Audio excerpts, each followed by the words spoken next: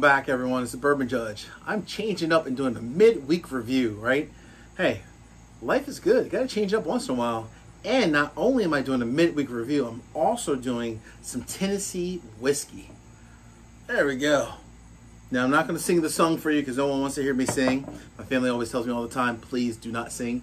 So no Chris Stapleton rendition today, but hey, I'll at least go ahead and sip some Tennessee whiskey for you and me.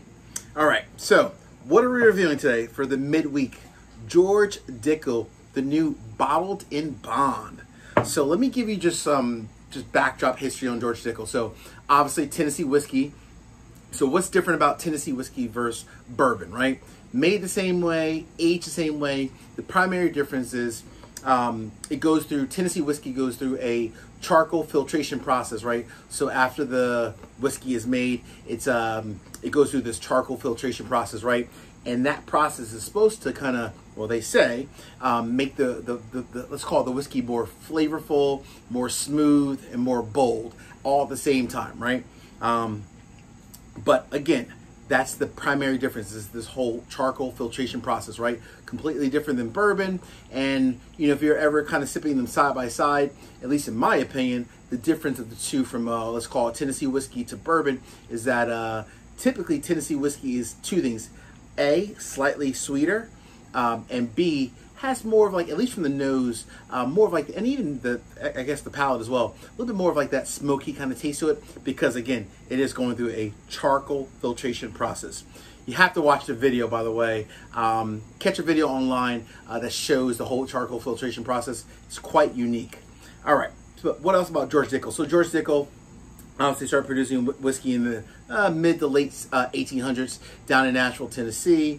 You know, did it for a while. Like many companies, ended up selling it over to now what's referred to as the Cascade Hollow Distillery. So they make it there, they distill it there, but it is actually bottled actually in Indiana. Hey, things happen for different reasons. So when you think about George Dickel, you know, they've made over the years like number 8, which is one of their sub-brands, number 12, they have a rye, they have a Tabasco finished one, they have a whole bunch of different versions.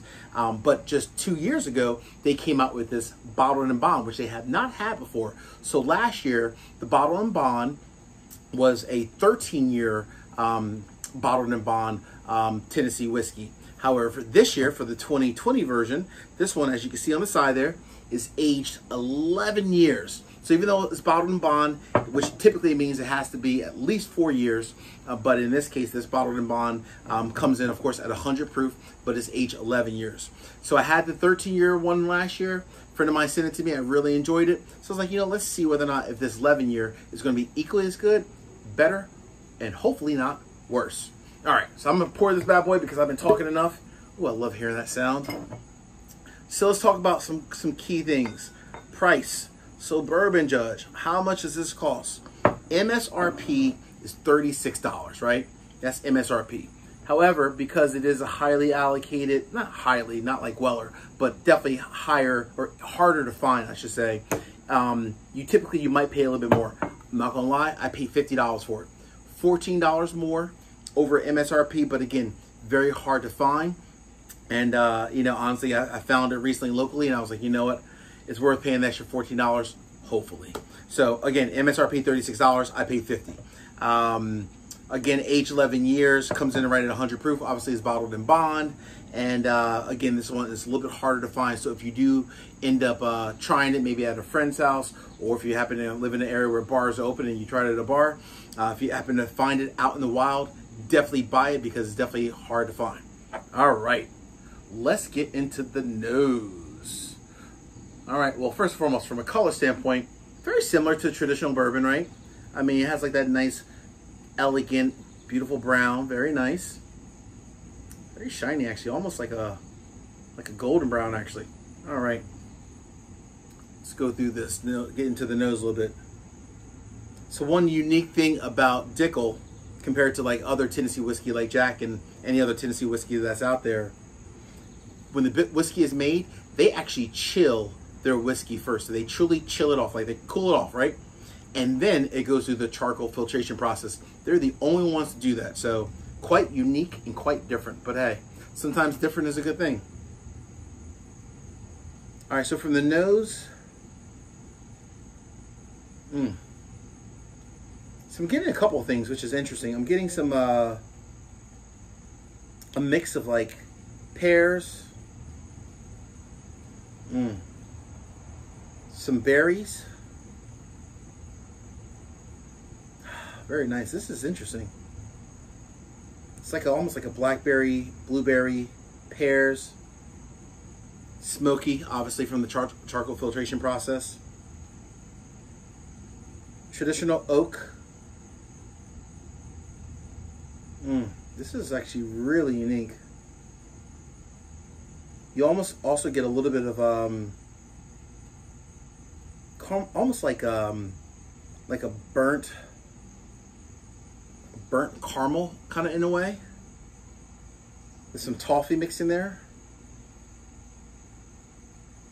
This is, from a nose standpoint, I'm just like, I'm like in my own little zone, but I guess I need to come back and take a sip. Really nice from the nose. All right, folks, as we say, from me to you, cheers.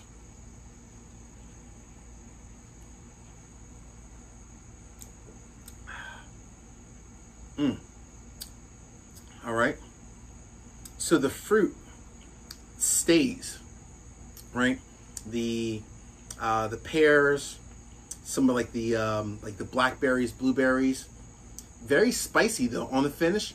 This, even though it's only 100 proof, it has a nice kick to it.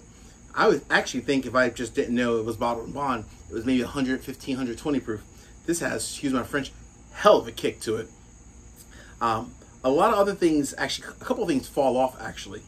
So I picked up like almost like that burnt caramel in the nose. That didn't come through in the palate. It was mostly like a very bold, spicy, almost like, you know, like almost like a rye, but spicy, but mixed with that fruit. So the fruit kind of offset the spice a little bit. So you have tons of the blueberries, the blackberries, a little bit of like the apple or pear, because there's a little bit like that kind of taste to it, but also mixed with a lot of like spice and boldness from the again from the charcoal filtration process. Very nice. Let me get one last little sip. It smells so nice.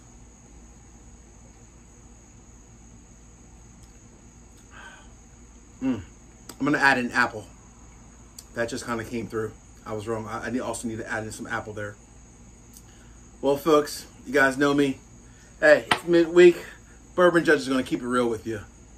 But before I do give you the final judgment, I'm gonna say thank you, as always, for watching the videos. I really appreciate it, guys and gals out there. If you can do so, please make sure you, if you haven't did it thus far, hit the subscribe button. Please tell your family members, your friends, you know, throw me out there in your bourbon groups, everywhere, right? Please spread the word. I really would appreciate it. But as we always say, thank you as always. The verdict is in. This is a buy. Honestly, I'm a bourbon guy. I like ryes.